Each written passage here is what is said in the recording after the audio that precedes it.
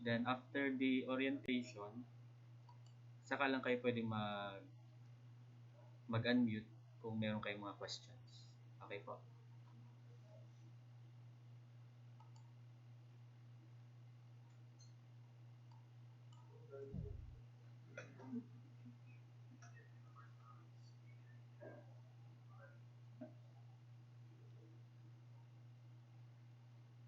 Hindi ba klaro yung boses ko? Mahina ba? Okay naman.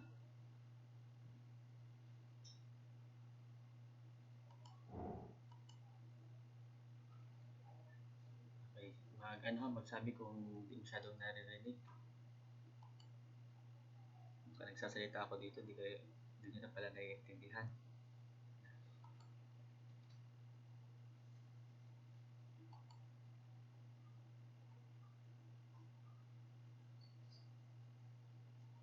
Okay, medyo mahina daw sabi ni Mr. Murillo. Okay. Pero at least naiintindihan naman po. Ano? Kailan na tayo? May hinihintay pa ba? 2, 4, 6, 8, 9. 9 pa lang. Naka-enroll sa akin ay 29. 28.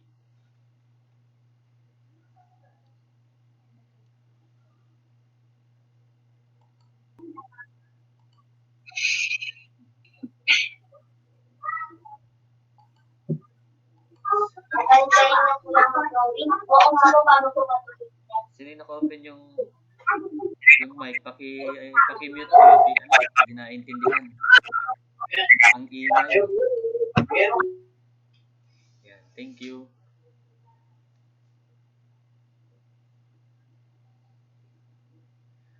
So, di ko pa kayo mga kilala.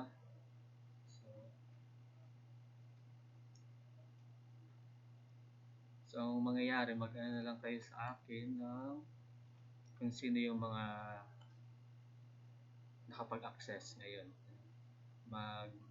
Mag-chat sa akin para at least malaman ko yung mga pangalan. Kung sino yung kaka-access.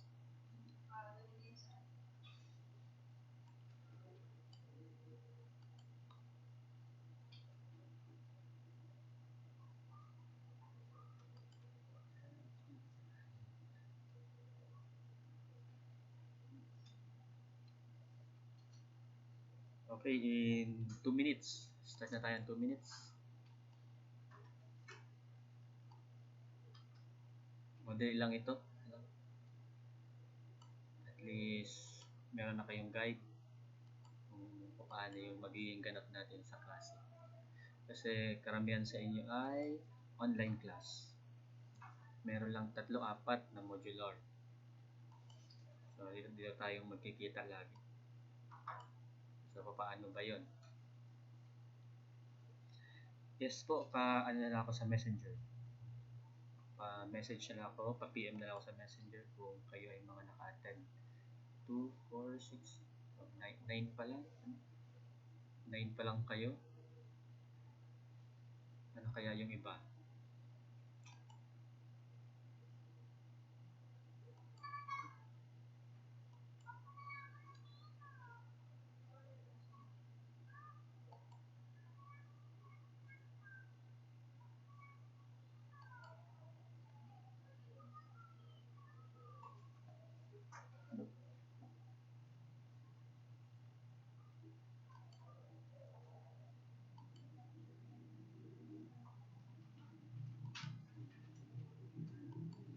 Then after the orientation, if you have questions, mag-raise hand na lang kayo.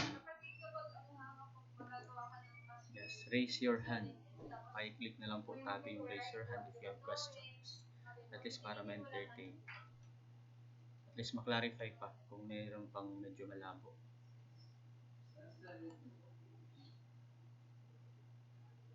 Ngayon wala na, hindi ko pala nakainol sa mga sabto. Bakit? Matrabaho ka na lang daw dito. Babayaran mo na yung sa dalawang side.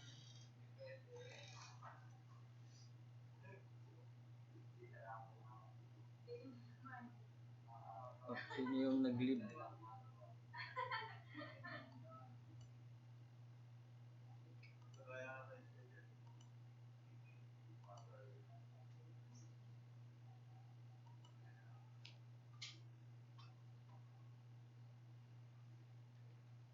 Okay, start na tayo. Okay, we'll now start kasi it's already 10:26. Okay, good morning class. Welcome to my subject understanding the self. This will be our subject orientation. Is mag-guide kayo kung ano ba yung mga dapat nyo i-consider in this subject. Now, our schedule is MWF from 10 a.m. to 11 a.m. So, magkasama ang BSCS and BSIT. This will be your schedule. During online classes, ito rin po yung susundin natin. Okay. I am Sir John Ray R. Buwan. You can reach me in my Gmail, buwanjanray16@gmail.com, or you can contact me through SMS. Yun naman yung contact number ko. Then, you can also reach me through Messenger. Meron naman na tayong GC. It would be easy for us kung meron kayong mga clarifications, questions regarding our subject. Now, we'll proceed to the overview of this orientation. For this subject orientation, we have 4 topics. First would be the subject outline, then the references, grading system, and some reminders that you need to consider. Then, before we proceed, just want to give you this quotation from Socrates. Maybe some of you are familiar with this philosopher, Socrates. For him, the unexamined life is not worth living. Our subject is understanding the self, so it's all about self. For Socrates, the question for Socrates is that, do you examine your life? Do you know your life? A very good quotation coming from Socrates. Now, let's proceed to our first overview, subject outline. Understanding the self, meron tayong 3 major parts. For the whole semester, this will be the coverage of understanding the self for the whole semester. The first part would be the definition of the self. Definition of the self, simply, we will look for the different perspectives of what self is. First is, what is self according to the philosophers? Kung na-access nyo na yung first module nyo, our first module, ang content niya is the definition of the self. Makikita nyo doon yung ibang philosophers like Socrates, how Socrates defines self, how Aristotle defines self, Plato, René Descartes, Immanuel Kant, St. Thomas Aquinas, and other philosophers. So as there are some psychologists and anthropologists, so as sociologists. So ito yung focus natin sa first part or sa first major part in the understanding the self. Simply defining what self is. That's why in this first part, there is a greatest question. It's a greatest question that we need to answer. What is that question? Simply, what is self? Kung kayong tatanungin, what is self? At least, makapag-isip-isip na kayo kung ano ba ang self para sa inyong sarili. That's why different philosophers, philosophy, psychology, anthropology, sociology perspectives, mas makakakuha tayo ng ideya kung ano ba ang ibig sabihin ng self. This is the greatest question for this first major part of this subject. So, let's proceed to this second major part. The second major part simply unpacking the self. In this in this part, we'll try to discuss different aspects of the self in terms of biological or sexual self, social self, material self, spiritual self, political self, and digital self. When it comes to sexual self, the main focus of sexual self is our human sexual behavior. Sa human sexual behavior, dito natin mapag-aaralan natin to during for our week 2 of the module. It includes the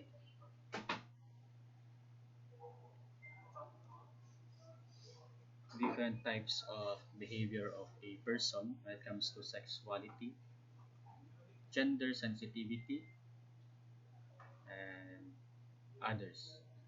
That is the focus of sexual self. Then, when it comes to social self, paano ba tayo makihalubilo? How we socialize with others. Paano ba natin nakikita yung self natin with others?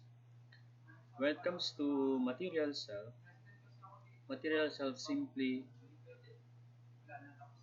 what you have is who you are.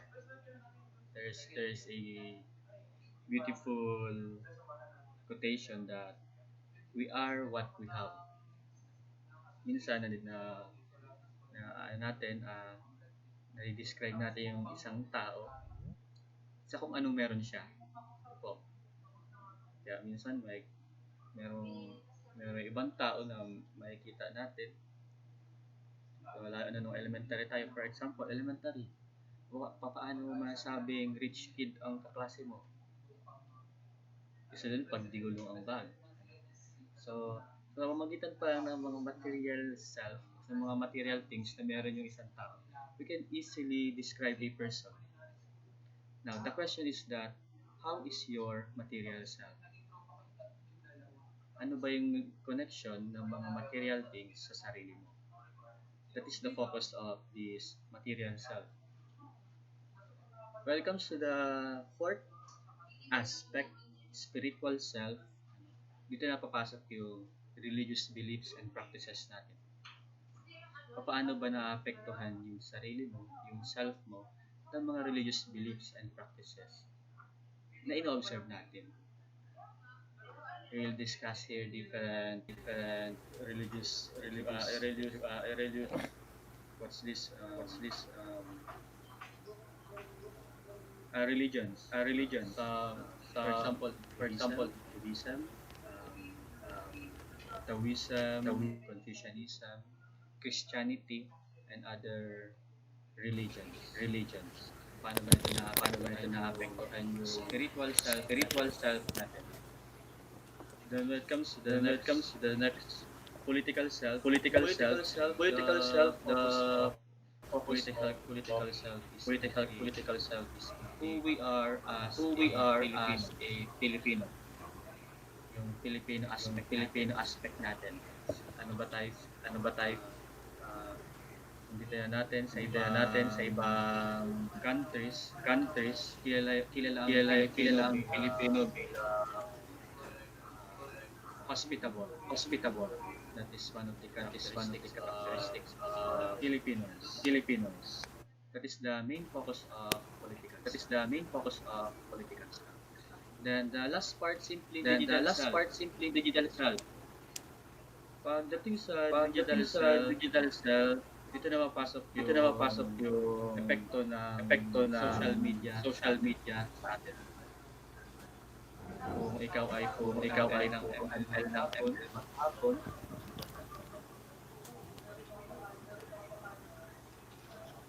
simula paggising hanggang pagtulog, nag-ML ka, paano ba ito na-apektuhan yung sarili mo? Ito na-apektuhan.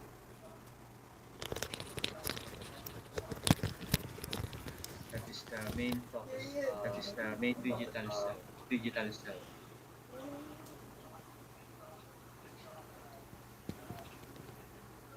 Naiintindihan ba na ano Naiintindihan pa ba ako? na ano pa ako?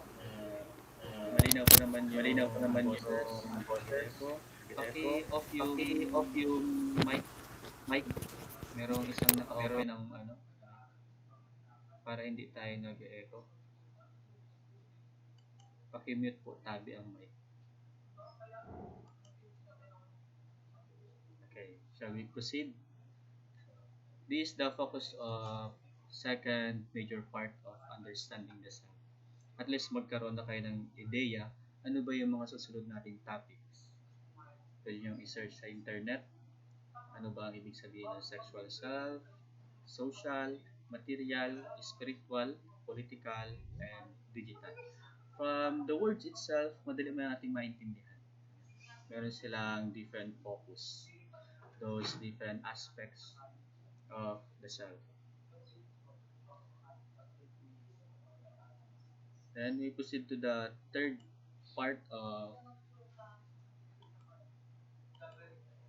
our subject outline, simply managing and caring for the self. This third part simply it focuses on how we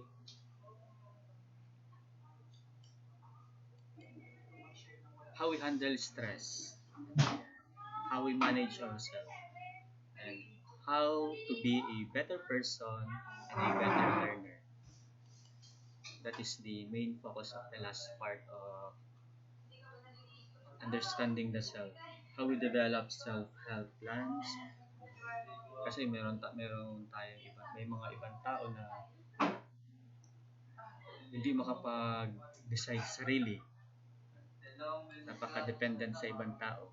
Now, ang focus itong last part is that it will try us to develop self-care, self-plan, how we regulate learning, and how to be a better person or learner. That is the main focus of the last part of understanding the self. So, yun lang yung three major parts of our subject. This would be easy as long as nag-aaral kayo, nakikinig. If there is, kung merong questions, clarifications, you can ask me directly. Mag-PM sa akin para sabay-sabay tayong natututo. Walang naiiwan. So, let's proceed to the references. I will be using two books. Yan na kung yung nakikita nyo, yan na yung mismo front page ng libro na ginagamit ko. The first book is entitled Understanding the Self. Marami yung authors. One of those is Miss Eden Joy Alata. You can easily access this by searching by knowing sino yung nag-publish. It was published by Rex Bookstore. So itong libro na ito, Understanding the Self, itong una, ito yung major book na ginagamit ko. This is my primary source sa mga content. Ginamit ko na ito last year, this first book. Kung gusto niyo magkaroon ng copy, as far as I know, nakaka-order naman siya through online. This book, search nyo lang yung Rex Bookstore. Then the second book that we will be using is also Understanding the Self by Thomas Rodrigo and other authors. It was published by Mutya Publishing House. The second book would be my secondary source. Marami din ako ditong kinuhang topics na makakatulong para mas maintindihan natin yung subject. So, dito lang iikot yung discussion ko sa dalawang libro. Kung makahanap kayo ng PDF file, much better. Pero as far as I know, nung nag-search ako, wala akong mahanap. So, try na lang din natin. Now, let's proceed to the grading system. Paano ba ako mag-grade? Ano ba yung mga dapat natin i-consider? Paano ka ba makakakuha ng flat 1 or 100% na grade? That is the question. This will be my grading system. Major exam is 40%. Major exam, it includes prelim exam, midterm exam, pre-final exam, and final exam. So there will be 4 major exams for every semester. And yung major exam na yun is 40%.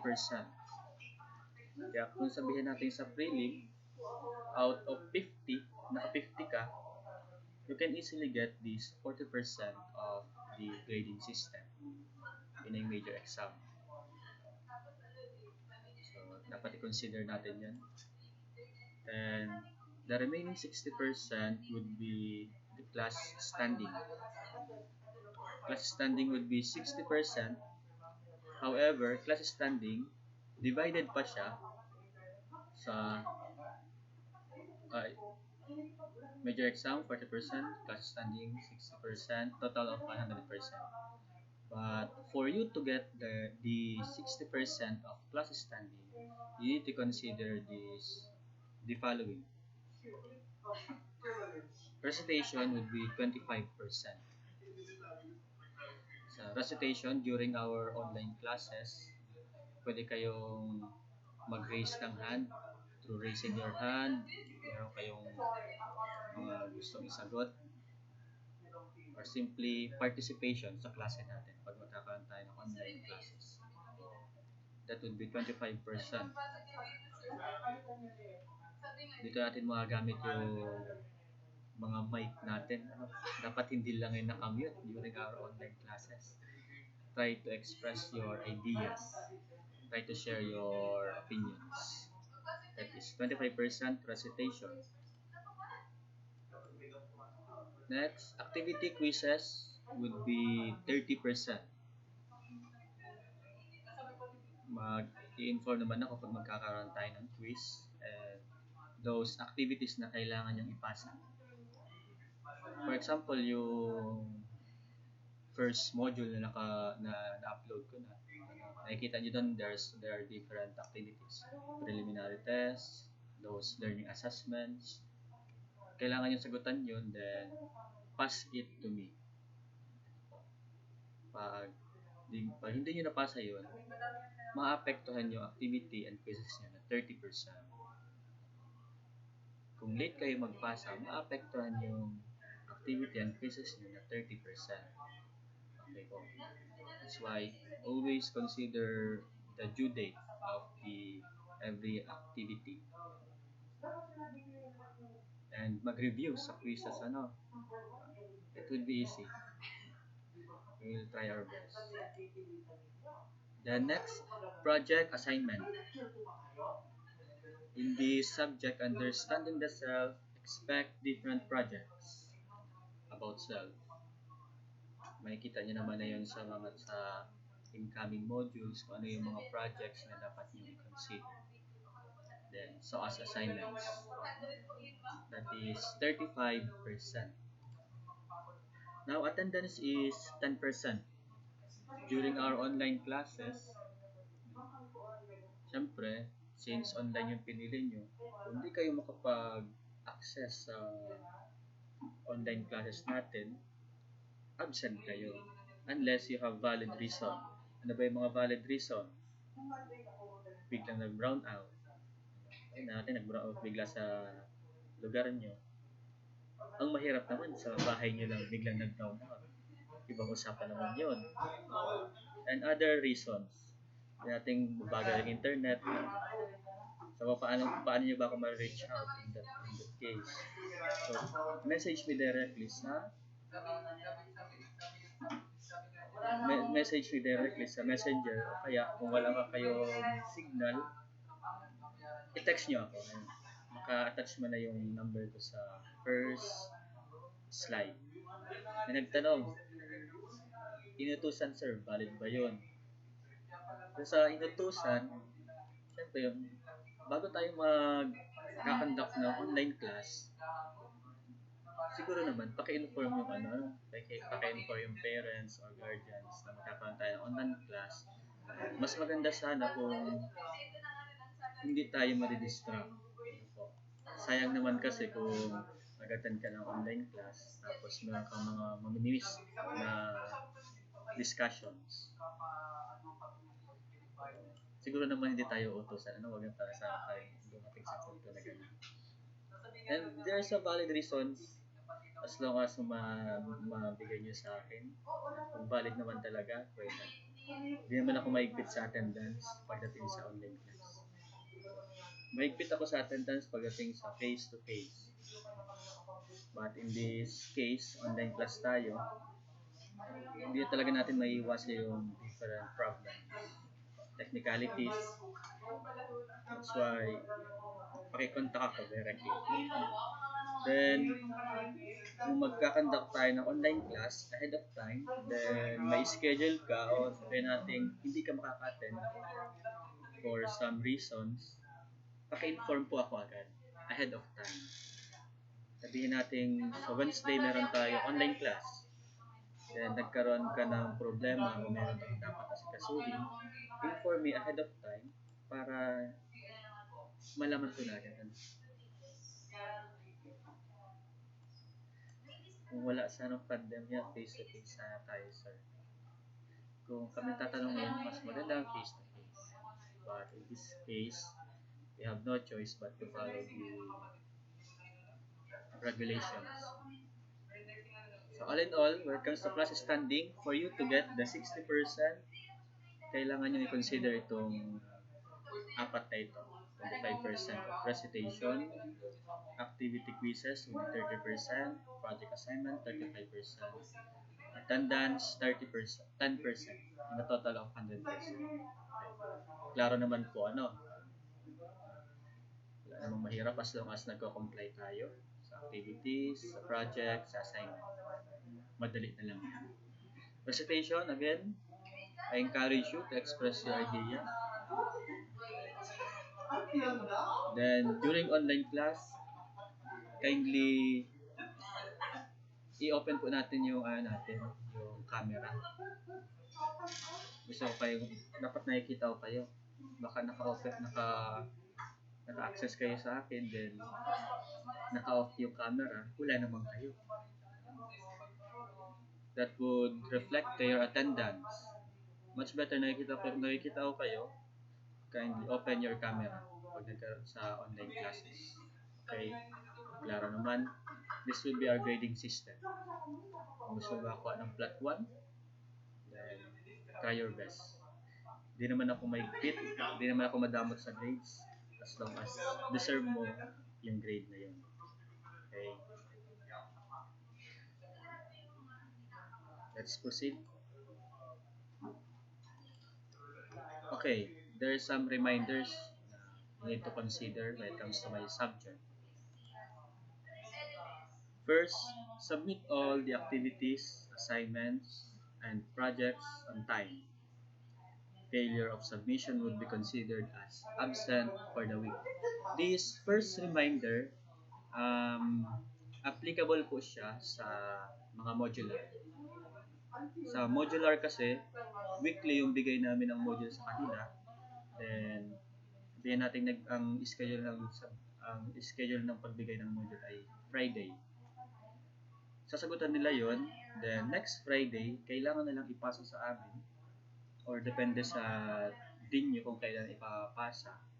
Then, pag hindi na ipasa yung module o yung activities, yung mga assignments, that would be considered as absent.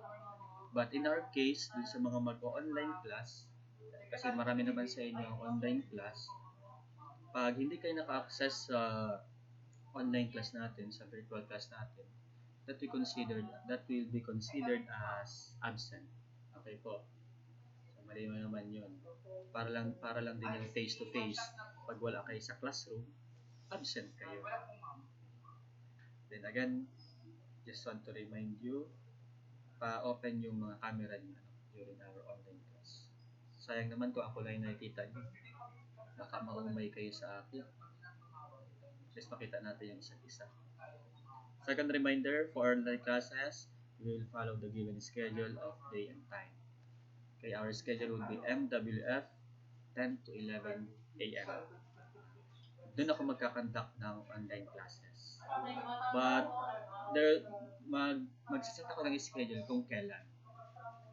Sabihin natin, magkakaroon tayo ng online class twice a week. Either Monday and Wednesday, Monday or Friday, or Wednesday or Friday. Depende po sa schedule ko. At least, magkakaroon kayo ng time para sagutan yung mga activities. Hindi tayo mag-online class ng MWF. I'll give you time para masagutan niyo yung mga learning assessment natin and some assignments na ipopost.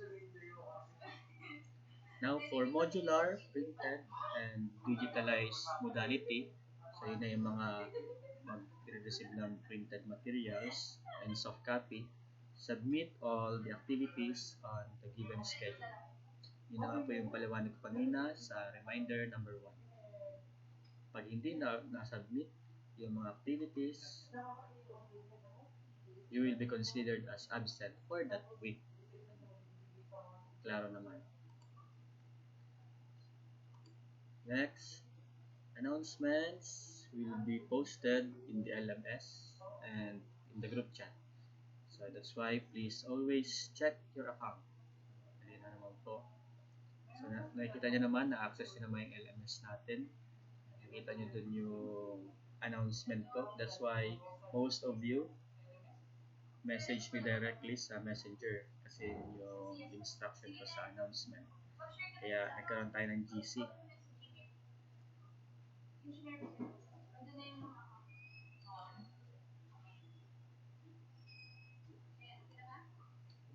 Meron na tayong ginawang GC doon sa mga wala pang group chat. Doon sa mga wala pa sa group chat, kindly pa-add sila. So si Mr. Murillo, kung hindi ka pa kasama dun sa group chat natin, kindly send me a friend request para ma-add kita doon. And yung iba pang mga wala pa sa GC, nag-create na po kami ng GC. So yung mga nasa GC na, pa-add yung mga wala pa. That's why yung nakalagay doon sa announcement ko sa LMS na i-message ako directly sa messenger. Kasi yung iba, nagsasend lang ng friend request. Hindi ko alam kung estudyante ko ba yun o hindi. Para at least malaman ko kung estudyante ko kayo. Send me directly a message. Then, number 5 mode and schedule of major exams will be announced. Announce ko na lang po kung paano yung mga major exam natin.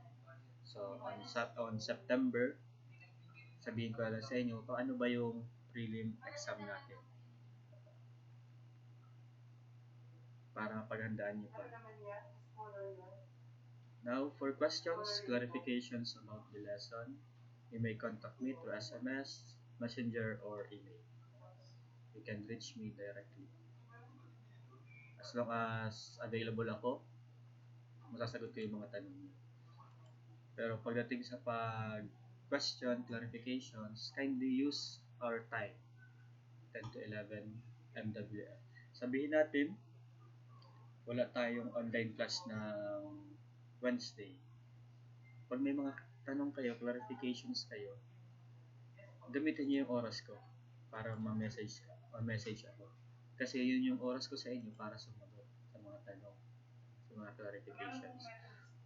Pag magtatanong kayo ng other time, sabihin natin 8 to 9, nagtanong kayo, nag-chat kayo sa akin, kaya 1 to 5 ng hapon, hindi ko kayo agad-agad masasagot kasi meron din akong ibang klase na sinasagot. So far, meron akong 336 students. Kaya kung magsasabay-sabay kayo magtatanong, mahirap. That's why, paki-consider yung time natin, 10 to 11, para at least ma-accommodate ko kayo pagdating sa mga questions and answers. Now, start of regular classes in different learning modalities will be next week. I'll try my best to conduct an online class on Wednesday, September 2. I'll inform you as early as possible kung magkakaroon tayo ng online class na Wednesday. And at the same time, pwede nyo nang i-access, pwede nyo nang basahin yung module na pinost ko. Alam ko naman na binabasa nyo na yun, pag-aralan nyo na. But much better kung sagutan nyo na yung mga preliminary activities and learning assessment. So, paano ba ang pag-submit nun? Ang submission ng mga learning modalities, yung pang-submission ng preliminary activities and learning assessment ay every Friday. Ang due date niya ay Friday. Magpo-post naman ako ng assignment doon para at least makasubmit kayo. So don't worry, so yung mga nagtatanong na paano daw mag-send ng answers, pag tapos na ba, pwede nang i-send. Huwag na muna po. Pahintayin na lang ng post ko sa LMS kung pwede nyo lang i-submit. Magpo-post naman ako doon, mag-update ako. Paano ba yung pag-post nyo o pag-submit nyo ng answers. Then, pag nakasubmit na kayo, pwede nyo rin akong i-chat. Inform me na nakasubmit na kayo. Para at least may ma-record natin.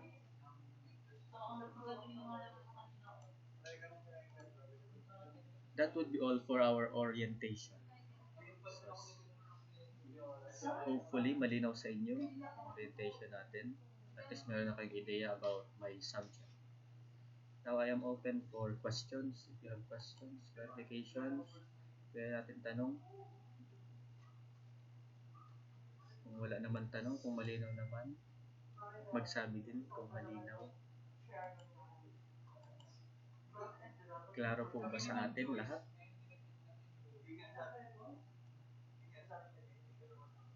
Wala naman confusions. This subject orientation, naka-record na to. Then, ipopost din ito sa LMS ko para pag meron kayong mga nakalimutan na sa orientation, pwede nyong balikan, pwede nyong i-access. Then ipopost ko din itong PowerPoint sa LMS ko para at least ma-access nyo.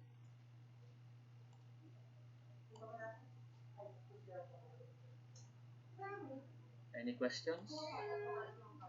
Kung walang question, okay na tayo. Just wait for further instruction kung paano. Questions, clarifications, wala naman.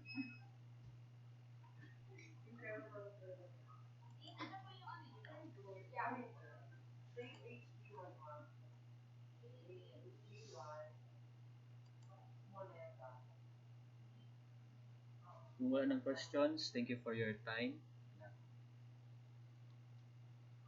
I'll inform you ahead of time kung paano ba yung magiging ganun natin.